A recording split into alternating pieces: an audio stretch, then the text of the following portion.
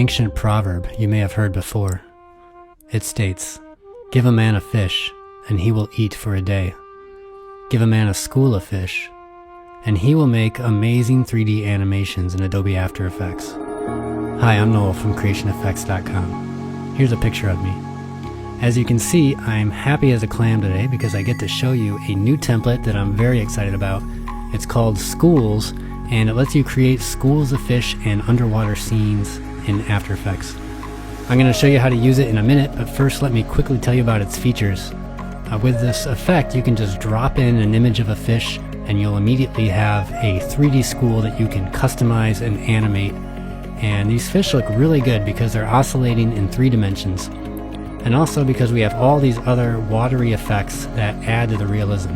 There's floating plankton particles, there's bubbles, there's random blurring and warping, and sun rays, water visibility control, and a caustics texture that projects over the school and the entire scene. All of those custom effects are included, as well as 74 images of coral, plants, rocks, and other oceany stuff so that you can create rich 3D scenes to put your schools in. In fact, all of these scenes that you've been watching are included in the template, plus control. And actually, I originally typed out all the different ways you can control your schools, and I was going to share it in my intro, and it was too long, so I figured I'd just say control 3 times, and I thought that would be just as effective. So, was I right? No? Fine. But you do have a lot of control over the school's swim behavior using convenient slider controls, and you can animate just a single fish or a huge school. I've tested it with 2,000 fish, and you can tell them exactly where to swim or just give them random movement. And hopefully I have your attention now because I'm going to do something really shellfish and plug 2 other templates, flocks and swarms.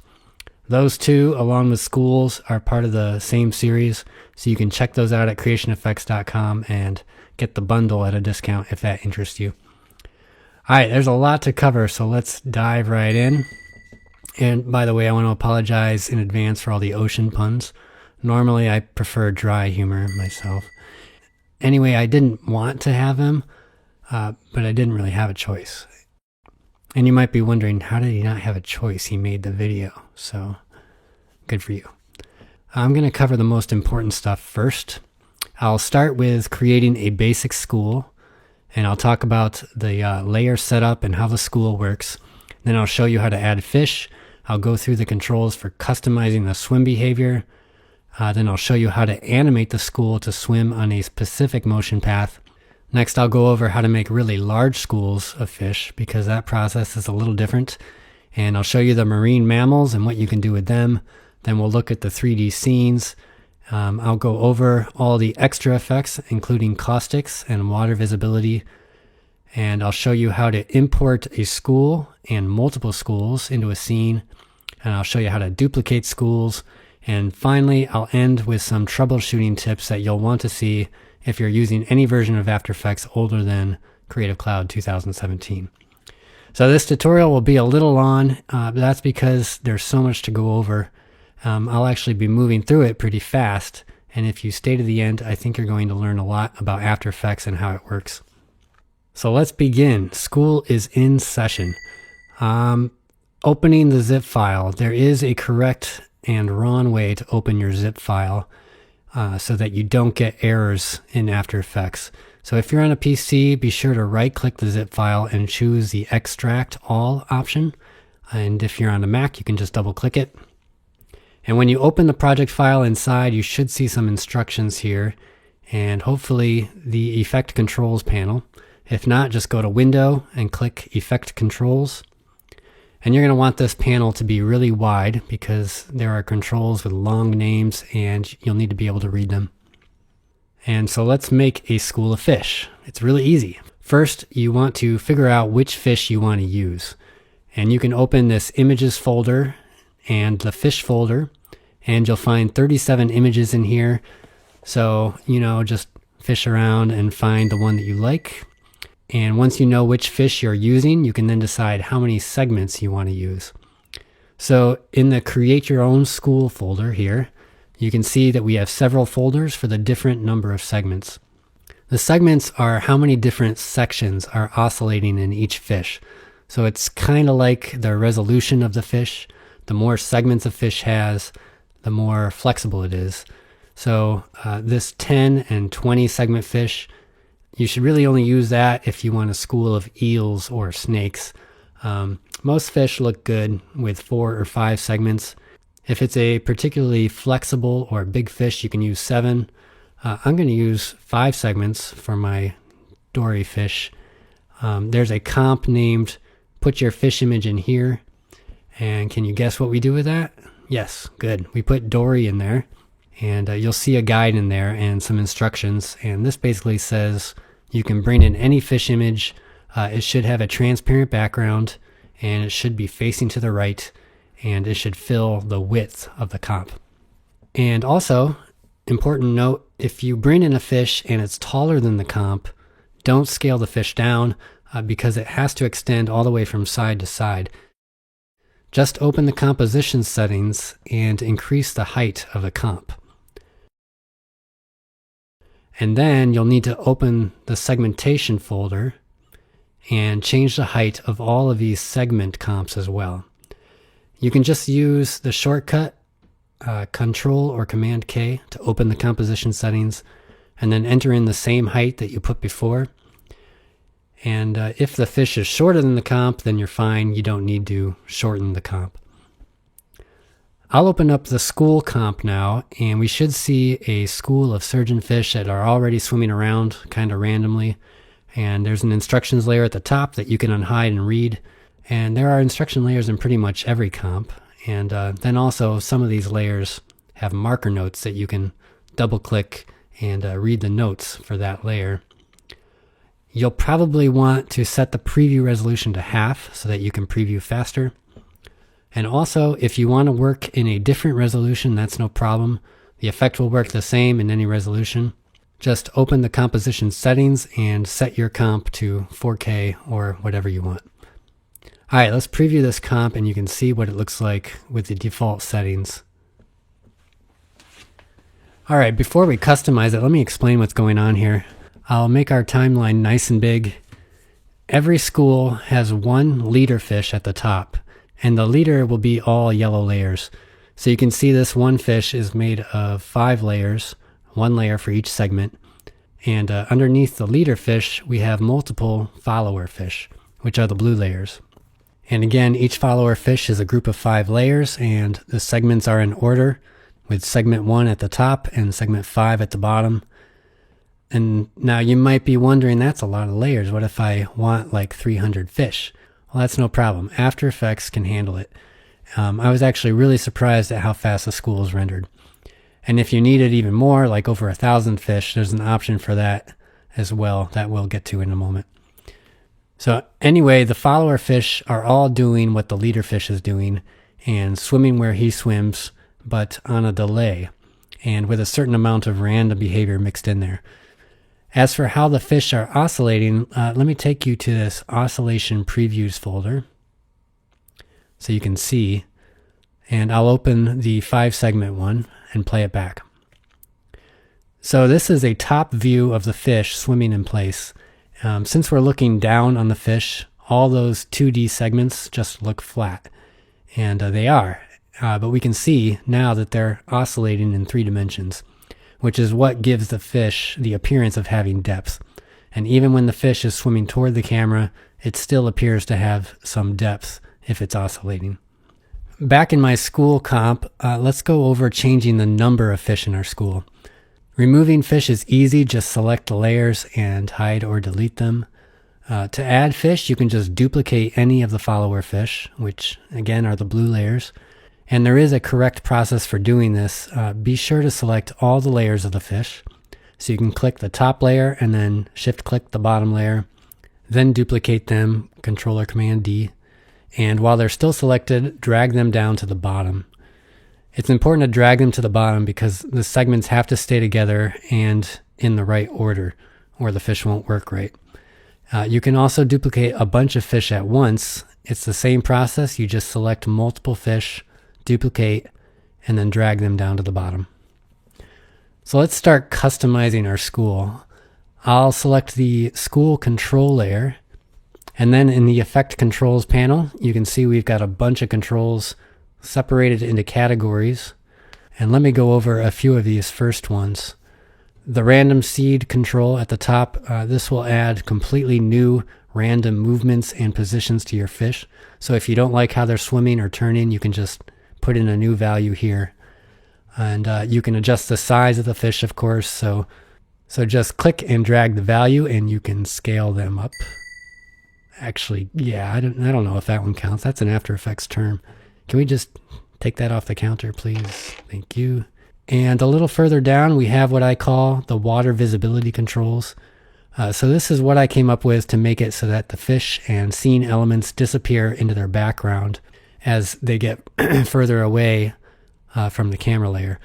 So the watercolor, you would just want to use your eyedropper to sample your background color. And the effect calculates the distance in pixels of each layer from the camera layer. And then uses a tint effect on the layer to tint it the right amount. So the water visibility control here is the distance from the camera. And for example, if this is set to 3500 pixels, then a fish that is 3500 pixels or more from the camera will be tinted this color, an amount of 90%. And a fish at 0 pixels from the camera will have a tint amount of 0%, since we have the minimum tint set to 0. Here's our camera layer up here at the top, and don't delete it. Every comp has to have a camera layer, and it has to be named Camera 1. Now, the rest of these controls affect the swimming behavior and the random movement of the school.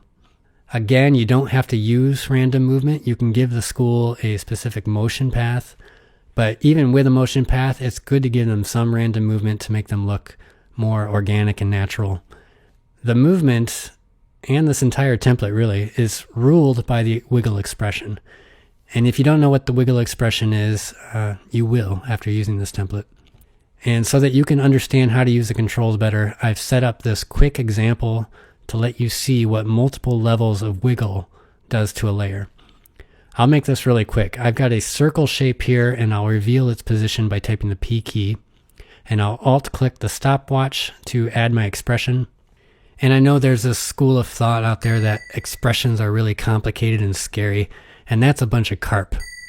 Well, some expressions are scary, but the wiggle expression is not one of them. It's just a simple piece of code, wiggle, and then in parentheses, 1, 500, end parentheses. So now, once every second, the circle will wiggle around randomly about 500 pixels. And I can slow it down by cutting the speed in half. So now it'll wiggle 500 pixels about once every 2 seconds. Now I'll hit the A key to reveal the anchor point. And the anchor point also affects the position of the circle in our frame. And I'll add an expression here that makes it wiggle much faster. I'll say wiggle 5, 100. And let's take a look. And I know that doesn't look like a fish or anything, but it shows you how we can have multiple levels of wiggle on an object. It's still got the slow, large wiggle, and it added the fast, smaller wiggle. See? You don't have to be a brain surgeon to get this stuff. Now, I've put all these controls at 0, so we have this boring clump of fish, and they're not going anywhere. And now we'll start to make the school come to life one control at a time. And first thing we'll do here is spread them out, because they're all on top of each other. So up in the school scale section, I'll set the horizontal spread to 500 pixels, the vertical spread to 200 pixels, and the depth to 500 pixels. They're not moving yet though, so in the school movement section, I'll set the horizontal wiggle amount to something like 1000 pixels at a speed of, let's say, 0.3. And I'll give them some vertical and depth wiggle as well. So the school will be swimming around randomly in 3 dimensions. And let's take a look at that. And you can see the fish are programmed to always point toward the direction that they're moving. Okay, this school needs some work because they're moving like a bunch of robots. They all turn at exactly the same time. So we need to add a delay to the follower fish. Under the school movement controls, we have this position delay in followers control. And I'll set that to like 15. So with that control, you can set how synchronized the school should be. And that's better, but you can also see that they're all oscillating and wagging their tails at the exact same time. And then they stop and glide for a bit all at the same time. So down in the oscillation controls, there's a control named oscillation delay in followers. I generally like the oscillation of each fish to appear totally random, so I'll set it to something high like 300. Let's have a look. Better, but let's keep going. They're all staying the same distance apart from each other, but real schools will usually spread out, and then it's like they panic and they rush back toward each other. And we can do that by adding wiggle to the spread controls that we were adjusting earlier. So we had set the horizontal spread to 500 pixels, and we'll make that value wiggle by a maximum amount of 300 pixels, about 0.8 times a second. And I'll enter some vertical and depth wiggle as well. Okay, but why stop there? There's more wiggle that we can put on our school in this school movement section. Second level wiggle amount and second level wiggle speed. And you can see in parentheses here it says school. So this wiggle will be applied to the whole school. Technically, it actually just applies to the leader fish, but the follower fish then do whatever the leader does while taking that position delay into account. I'll just put in a smallish wiggle amount, like 50 pixels, and a speed of 0.5. And after that, we have another pair of similar controls, but instead of school, it says individuals. So this will make each fish swim around independently, which I think makes the school look really nice and more realistic. I'll put 150 pixels at a speed of 0.5. So those are the controls that affect position, but at the bottom we also have these controls for the oscillation, so how the fish wiggle as they swim. And I recommend that you don't experiment with these controls in this comp because it's kind of hard to see what they're doing. I'll go back to our oscillation preview comp for our 5-segment fish. Again, we've got this top view of a fish, and we have a control layer here with all the same oscillation controls that we had in the other comp. So you've got oscillation speed and amplitude and some wiggle controls for the amplitude so that you can get a combination of wiggling and gliding in each fish. I'm not going to go over these in detail. You can just play around and see what they do. And if you find a combination you like, just make a note of the values you entered, and then you can put the same values into your other comp. All the way at the bottom, you have one more section of oscillation controls. And I put advanced on there because I really would rather you don't mess with them. Now, these determine how much each segment rotates, and there's just a very delicate balance to get them all oscillating evenly. But if you're feeling adventurous, you can play around here. Theoretically, you should be able to animate the fish to do some realistic turns or movements, but anyway, you've been warned. If you mess around with these, you will probably start to flounder. Here's a couple more tips that might improve your animation, but they also come with a warning. First of all, motion blur. All of your fish layers have motion blur enabled, so all you have to do is switch on motion blur for the comp, and that can really add to the realism of your school, especially if you have fast-moving fish, although it does add to the render time. If you want to adjust the amount of motion blur, you can do that in the composition settings. Just click on the Advanced tab, and you can adjust the shutter angle. Another feature you can enable is depth of field, which will make fish that are closer to the camera a little out of focus.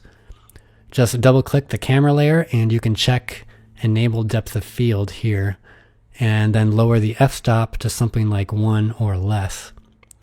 Now both the depth of field and the motion blur will blur your fish, which can cause a problem. You might start to see vertical lines or gaps in between the different fish segments. And that's because the edges of the segments are blurry or feathered, so you can start to see right through them. The only fix I have for that is this control on the control layer. It's down in the body tail oscillation section, and it's called close segment gaps. And that'll bring the segments closer to each other and start to close that gap. But depending on how much blur the fish has, it might not completely erase the problem, so just watch out for that. So here's the school we made, but with more fish, and they're a little smaller. And this is alright, but a problem with using the random movement controls is you get these sudden changes in direction where the fish just flips. Because remember, it always has to orient itself to the direction that it's headed. Well, the way to avoid that is to make your own smoother, curved motion path for the school. And I would definitely recommend this method over relying on just the random movement. So I've set up this scene with this 3D title, and I'm going to, as quickly as I can, animate our school to come in from the front and kind of swim a spiral around the text and then swim off to the side. Remember that all the follower fish all follow the leader, but on a delay. So all we have to do is keyframe the position of the leader fish in 3 dimensions, and the other fish will follow. I've already turned down my random movement controls so that the fish will stick to the path, more or less, but some randomness is good, so I didn't turn them down too much. So to keyframe the leader fish, all we really need to do is keyframe this segment 1 layer, because these other segments are parented to that first segment. So I'll select that layer and hit the P key to reveal the position property, and I'll move the school into its starting position. So I drag them up close by the camera and off to the side a little bit. And to illustrate a problem that we're going to have, I'm not going to move them all the way out of view just yet. But I'll add my first keyframe. And I usually like to add my beginning and end keyframe first, and then go back and add the in-between keyframes. So I'll go forward about 8 seconds. That's how long I want my animation to last. And I'll move them to their end position. Alright, whenever you're creating a 3D motion path, you're going to want to look at it at different angles. So this little drop-down menu will let you look at the scene from different angles. I'm going to choose the top view, and I'll zoom out so you can see our title up here, and up here is our camera. And right now the fish are just swimming a straight path diagonally here. I can add a keyframe to this motion path by using the pen tool. I'll just click on it, and then use the move tool to move that vertice to change that motion path. So let's go back to active camera view. These handles will let you adjust the curve. And for the sake of time, I'm probably going to fast forward through a lot of this. I really just wanted to give you a basic idea of how to create this 3D motion path. And let's just add 2 more keyframes to create our spiral. I'm sorry if it's not very clear what I'm doing, but it does take some practice to get the hang of it. But the main thing to remember is to keep the motion path smooth on no corners, and look at it in the different 3D views. You can see as I ran preview this that some of these fish have taken off and others are just kind of wandering around aimlessly, twiddling their fins, and they don't know what to do. And that's because they're on a delay, so they haven't really started following the leader fish yet. So what we can do is go back to that position delay control on our control layer. We can see it's at 80 right now, but we can change that to a negative value. And now the follower fish are actually going to be moving in front of the leader fish. Okay, so I turned on motion blur, and here's what we got. It could probably still use some work, but hopefully you got something out of that. I do recommend that you use this method for controlling where your fish swim, as opposed to using the random movement controls. Okay, before I get to the 2D fish, let me talk about numbers of fish and limitations. I've tested this 5-segment school with 500 fish. So at 5 layers per fish, that was 2,500 layers. and that took my iMac about an hour to render a second of animation. So a 10-second clip you could probably do overnight, and if you have the time, you could probably add even more fish. Technically, there's no limit on how many layers you can have in After Effects, but a bug might prevent you from actually seeing them all. At least on my computer, after about 1,000 layers, you can't see the blue bars anymore, and after about 1,500 layers, you can't scroll down any further, even though the layers are there. And it'll also start running pretty slow, which makes it harder to work with. Let me show you a different way to get large schools. And I've tested this method with 2,000 fish. And again, theoretically, you should be able to do more if you have the patience. The 2,000 fish rendered at about 2 hours per second. So inside my 2D fish folder, I'll open the Your School 2D comp. And in here, each fish is just a single layer, which is why it's faster. To add fish, just select a bunch of blue layers and duplicate them. And the school is not actually 2D because these fish are swimming and turning in 3 dimensions, just like the other schools. But they're a single flat layer, so they're not oscillating in 3 dimensions. So this comp is best for large schools of fish that are small or kind of in the background, because you won't really notice that they're not oscillating if you keep them small. But if I isolate just this one fish and scale it up, you can see that it is kind of oscillating, but it's only noticeable at a profile view. So what's going on here is each layer is a looping movie clip of a fish swimming. And here's the file that's being used here. I'll delete that and I'll show you how to make your own video clip. First, open the step 1 folder that says put your image here. And I'll drag in an image from my fish folder. Let's go with a minnow. And I'll open step 2, and here we have a 10-second comp with our fish swimming in place. So you can customize the oscillation if you want with a control layer, and then you just export this comp. And you can unhide the instructions layer here to see the export settings. Basically, you just go to Composition and Add to Render Queue. There's no need to open up Adobe Media Encoder for this. You can just do it in the render queue. I'll name it Minnow, and I'll click on Output Module.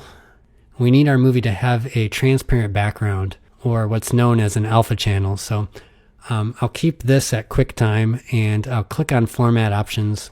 And for my video codec, I'll choose Animation. Now in this Channels drop-down button, I'll choose RGB plus alpha, and I'll make sure the depth says millions of colors plus. And that's it. Click OK and click Render. It should go really fast. Then you can bring it into After Effects. And the step 3 comp says put exported video here. So drag it in there. And you can see it's not long enough. Our comp is 30 seconds and the clip is 10 seconds. So we need to set it to loop continuously. Just right click the file in the project panel, go to Interpret Footage and Main, and down here we'll just set it to loop 100 times. And that's it. Now you can open the school comp and customize their movement just like the other comps. Alright, the last thing I want to show you in this Create Your Own School folder is the mammals. After I did the fish, I was thinking to myself, well, I definitely wanted to add some really killer effects in here to help seal the deal. So I added these 4 marine mammals, and they work a little differently because fish oscillate side to side, but mammals oscillate up and down. And I used the puppet pin effect to warp the images to make it look like they're wiggling their bodies. And you can customize their oscillation speed and everything on the control layer, just like with the fish. But what's different is they're not oscillating in 3 dimensions. So I would recommend against having your pods swim toward or away from the camera, and just keep a profile view. And you can see if I reveal the keyframes on this leader dolphin, I have him just swimming across the frame. So that's kind of the ideal setup for the mammals. All right, moving on, let's talk about 3D scenes.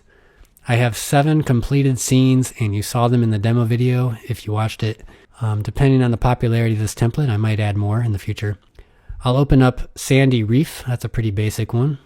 So you can bring your school into here, and I'll show you how to do that pretty soon.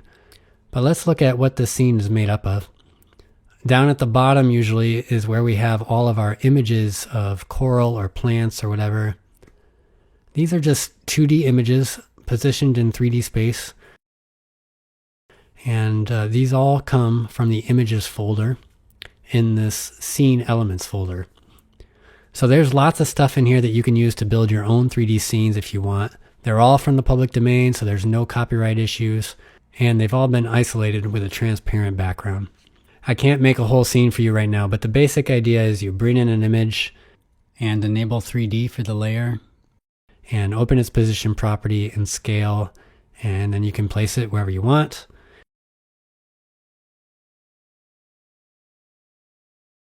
And in the material options, don't forget to turn off accepts lights.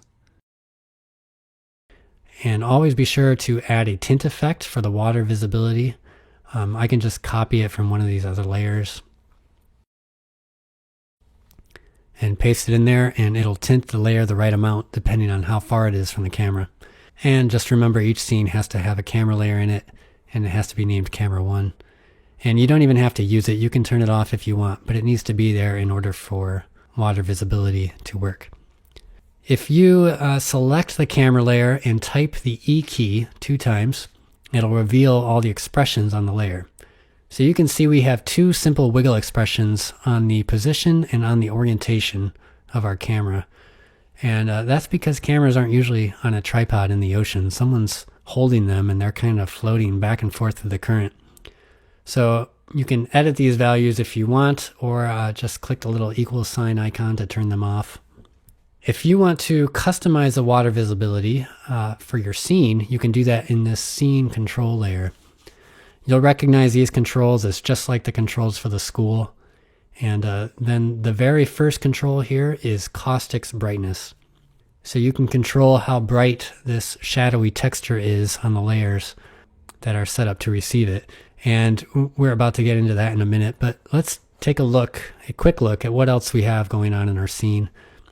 Above our image layers, we have all of these other effects that help make this scene come alive. And you can access all of these effects up in the project panel in this folder named Extra Effects.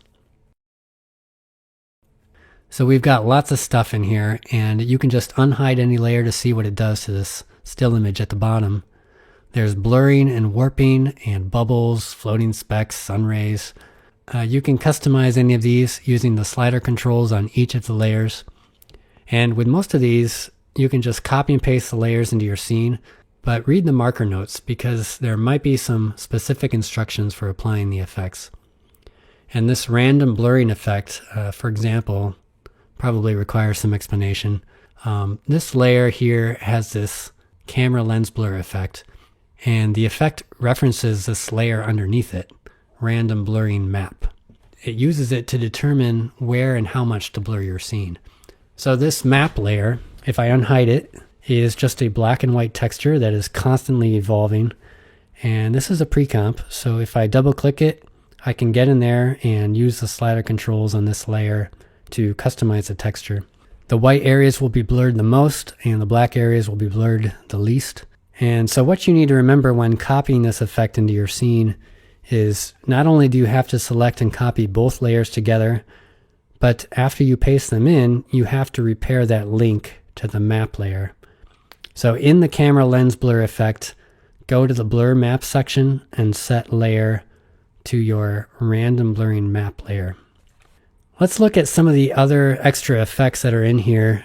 You can see we have the water visibility effect, so you can access that in here if you need to. And at the top here we have our 3D caustic's projection effect.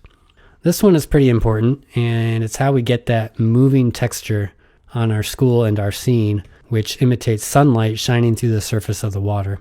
So I'm going to spend a few minutes going over this effect. Let's look at this caustic's texture first. This is kind of just like the blur map. It's an evolving texture, And if you select the control layer, you can see the controls for customizing the texture. I'll open this other comp, 3D caustics projection. We've got a bunch of instructions, but I'll just hide those. I set up a little 3D scene here to help you understand how this effect works. And I should note that you have to be previewing your comp in full resolution in order to get an accurate view of the texture. If I set this to half resolution, you can see how that affects the texture. Alright, I've got a floor layer here and a few different shape layers. And the caustics texture is being projected onto these layers. I'll switch my view angle to the right side and I'll zoom out a bit. And so now we're looking at the scene from the right side. Here are my 3 shape layers, and up high and in the front is my light layer, and then floating in between the light layer and my scene is my caustics texture. You can see here that my caustics texture layer is parented to my light layer. So if I move my light layer, you can see that it follows my light layer around. If you want to move the texture closer or further from the light, you can just open up the position property for the layer by hitting the P key and then changing the Z position value. And as you might expect, that will affect the size of the texture on your scene, as will changing the scale of this layer. But that might be something that you'll need to do if you discover that the texture is not being projected over your entire scene. So how does this light project this texture onto the scene, you might ask? Well, it's a cool little thing, and I'm glad you asked. It's done through the material options. Any layer with 3D enabled will have material options, and you can access them by selecting the 3D layer and hitting the A key twice. This is the layer that's being projected, so that's possible when cast shadows is on and light transmission is set all the way to 100%. Alright, now I'll close that and open up the material options for one of our shapes. So for your coral or other scene elements, you can have cast shadows on if you want it to cast a shadow on your other scene elements. Accepts shadows has to be on in order to receive the caustics texture. And accepts lights can be on or off, but I prefer it to be off because it affects how bright the layer is, which can then mess with the water visibility effect. So that's caustics projection. Every scene will have one of these light layers and a caustics texture layer, and you can position that light layer wherever you want, and you can open up the caustics texture and customize it if you need to. Alright, moving on. Let me show you how to import the schools into the scenes. First of all, and this is on the need to know section of the website, I recommend that you have After Effects version Creative Cloud 2017 or later for this process of copying schools so that it will go as smoothly as possible. If you're using anything from CS6 to Creative Cloud 2015, you'll probably get some errors. So if that's you, stay tuned to the end of the video because I'm going to go over some troubleshooting tips. And if you're really old school and you're using CS5, then you're really going to be in deep water. By the way, I realize that the jokes are probably wearing a little fin by now, but oh well, deal with it. But anyway, the trouble comes mostly with copying multiple schools into a single scene. As long as you're using CS6 or up, you won't have any problems copying a single school into your scene. And in fact, it's really simple. So let me show you how to do that now. I'll go to my schools comp and I'll select the control layer first, then go all the way to the bottom and shift select the last fish layer. I'll copy those and go to my scene and select the layer where I want my school to be pasted. The pasted layers are going to go directly above whatever layer is selected. And right below the caustics texture layer is probably the best place. And that's because we want all of our 3D layers to be together without any 2D layers in between them, because that will disrupt some of the 3D effects, like the caustics projection. And my school is all 3D layers, so we want those to be with the other 3D layers, so right here is a good place. I'll just paste them and wait. What? Where'd they go? Well, take it easy. They're still there. We just have the shy switch on. The shy switch will hide any layers that have shy enabled here, which is all of our follower fish layers. So it's just easier to keep those hidden, since it's usually hundreds of layers, and then you can see all of your other scene layers. But if you'd rather see all of your layers, you can just flip that shy switch and they'll show up. So whatever floats your boat. Okay, and the last thing you'll need to do is match the water visibility of your school to your scene. So you would want to go to your scene control layer and copy the color code here and memorize the values for these other controls and just put them in the same way on your school control layer. Now, if you want to copy multiple schools of fish into a scene, and I would think that most of you would, there's an extra step that you'll have to go through. I'll open up one of these other schools, which have these angelfish in it. And before we copy this school, we have to do some renaming, because all of these layers have expressions that are referencing these other layers. And remember, we already have layers in our scene comp with these exact same names, because we already copied a school into it. So if we copied this school into that scene, the way that they are, we would have expressions referencing the wrong layers, and it would just mess everything up. So what we need to do is just rename our school control layer and our leader fish layers. The best way to do this is just add the name of the species to the end of the layer, and that will help you keep track of your schools inside your scenes comp. So I'll just add angelfish to this name, and then copy angelfish, and it'll take a few seconds because it's updating all the expressions, and paste it to my other layers. And then I'll select all my layers, starting with the school control layer, and copy them. And then in my scenes comp, I'll select the layer where I want to paste my school, right above this other school, and paste those layers. So now we have two separate schools, and you can customize them with their own separate controls, and you can repeat this process as many times as you need. Now, it's conceivable, and one might even say probable, that you would want to make more than one school of 5-segment fish, or multiple schools of 4-segment fish. And the process is slightly more complicated than just duplicating the schools. So here's how you do it. Select the entire folder and duplicate it, Control or Command D.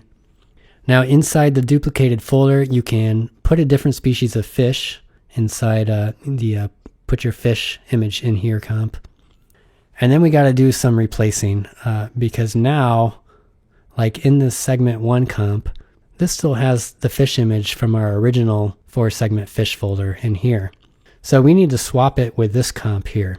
And the way to do that is to select the layer and then select the item that will be taking its place up here in the project panel. And then with them both selected, hold down the Alt or Option key and drag the item from the project panel right onto the layer. So all that's really doing is swapping out the source of this layer.